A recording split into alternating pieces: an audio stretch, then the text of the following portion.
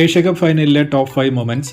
ഹാർദിക് ഇല്ലാതെ ഇറങ്ങിയ India toss നേടി ബൗളിംഗ് തിരഞ്ഞെടുത്തപ്പോൾ സൂപ്പർ 4 മാച്ചിലെ പോലെ തന്നെ നല്ല സ്റ്റാർട്ടായിരുന്നു പാകിസ്ഥാന് കിട്ടിയത്.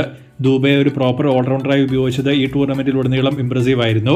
പക്ഷേ പതിവ് പോലെ തന്നെ ഒരു വിക്കറ്റ് പോയതിനു ശേഷം സ്കൂൾ വിട്ട അവസ്ഥയായിരുന്നു പാകിസ്ഥാൻ ബാറ്റിംഗിൽ മെയിനായി കണ്ടത്. മെയിനായി അഗ്രഷൻ എന്ന് പറഞ്ഞാൽ വെറുതെ കണ്ണും പൂട്ടി വീശുന്നതാണ് എന്ന തെറ്റിദ്ധാരണയിലാണ് പാകിസ്ഥാൻ കളിക്കുന്നത് തന്നെ. കാരണം ബൗളർ എറിയുന്ന വേരിയേഷൻ എന്താണ് എന്ന് പോലും പിക്ക് ചെയ്യാതെയാണ് പലരും സ്ലോഗ് ചെയ്യാൻ നോക്കുന്നത്. സൽമാൻ ആഗ, ഷൈൻ അഫ്രീദി, മുഹമ്മദ് ഹാരിസ് എന്നിവരുടെ വിക്കറ്റ് ക്ലാസിക് എക്സാമ്പിളാണ്. 12 ഓവറിൽ 113 1 കിടന്ന പാകിസ്ഥാൻ അടുത്ത 4 ഓവർ കൊണ്ട് 134 8 ടിപ്പിക്കൽ പാകിസ്ഥാൻ കൊളാപ്സ്. റൌഫിന്റെ വിക്കറ്റ് എടുത്തതിന് ശേഷം ബുംറയുടെ റെസ്പോൺസ് എപ്പിക്കായിരുന്നു. മറുപടി ബാറ്റിംഗിൽ അഭിഷേക് തുടക്കത്തിലെ പോയതോടെ ഗില്ലിന്റെ T20 ഇന്ത്യന്റെ എക്സ്പോസ് ആയിരുന്നു. സൂര്യയും ക്രഞ്ച് മത്സരത്തിൽ പതിവ് പോലെ തന്നെ ഫ്ലോപ്പായി. But Tilak Sanju partnership 57 runs നേടി ഇന്ത്യ ട്രാക്കിലേക്ക് എത്തിച്ചു. അറ്റാക്ക് ചെയ്യാൻ നോക്കി സഞ്ജു പോയി കഴിഞ്ഞതോടെ ശിവൻ ദുബെ വന്ന് വളരെ നല്ലൊരു ക്യാമിയോ ഇന്നിംഗ്സ് കളിച്ചതോടെ വിജയം ഏകദേശം അടുത്തെത്തി. കർമ്മ ഈസ് എ ബൂമറാങ് എന്ന് പറയുന്നത് പോലെ തന്നെ ഹാരിസ് റൌഫിനായിരുന്നു ഇന്നലെ ഏറ്റവും കൂടുതൽ കൊട്ട് കിട്ടിയത്. അത് നല്ല സാറ്റിസ്ഫാക്ഷൻ നൽകി.